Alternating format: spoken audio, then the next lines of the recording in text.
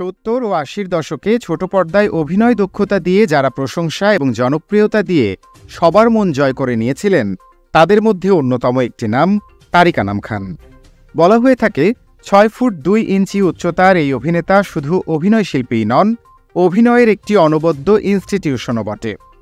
প্রচলিত ধারার নায়ক না হয়েও বহুমাত্রিক চরিত্রাভিনেতা হিসেবে একজন অপ্রতিদ্বন্দ্বী অভিনেতা হয়ে ইন্ডাস্ট্রিতে এখনও কাজ করছেন তিনি।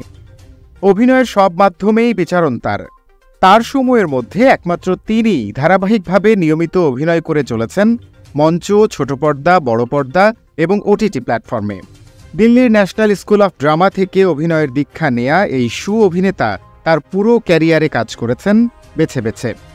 তাই হয়তো অসংখ্য কাজে তাকে পাওয়া না গেলেও যে কয়টি কাজ তিনি করেছেন বা করছেন সবগুলোই আলোচিত এবং প্রশংসিত।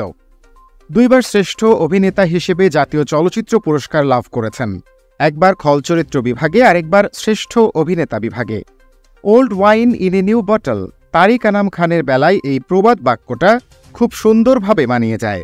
ঘুড্ডি, লাল সবুজের পালা, সুরজ মিয়া, আমার ঘর আমার বেহেশত, জয়যাত্রা, রানীকুঠির বাকি ইতিহাস, মেড ইন বাংলাদেশ, আহা, দ্য লাস্ট ঠাকুর, জাগো, ঘেটুপুত্র কমলা, জোনাকির আলো, দেশা, দ্য লিডার, 0 ডিগ্রি, পদ্মপাতার জল, রান আউট, অমি ও আইসক্রিমওয়ালা, ভালোবাসা এমনই হয়, আখি ও তার বন্ধুরা, আবার বসন্ত, বেপরোয়া, নোলক, সাপলুডু, পেয়ারার সুবাস থেকে এই ঈদে রিলিজ পাওয়া রাজকুমার প্রতিটি সিনেমাতেই নিজের ছাপ রেখেছেন তিনি।